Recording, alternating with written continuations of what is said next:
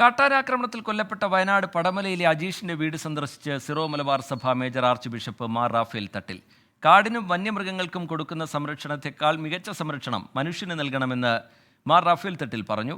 വന്യമൃഗശല്യം പ്രതിരോധിക്കാൻ സ്ഥിരം പോംവഴികൾ തേടണം. ധനസഹായം നൽകുന്നതിൽ ഉദാസീനത പാടില്ല എന്നും മേജർ ആർച്ച് ബിഷപ്പ് വ്യക്തമാക്കി. കാടിനും കാട്ടുമൃഗങ്ങൾക്കും കൊടുക്കുന്ന സംരക്ഷണം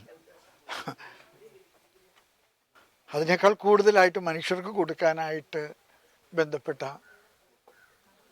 എല്ലാ സർക്കാരുകളും ജനപ്രതിനിധികളും എല്ലാ ഭരണ സംവിധാനങ്ങളും ഏർപ്പെടുത്തണമെന്നാണ് എനിക്ക് പറയാനുള്ളത്.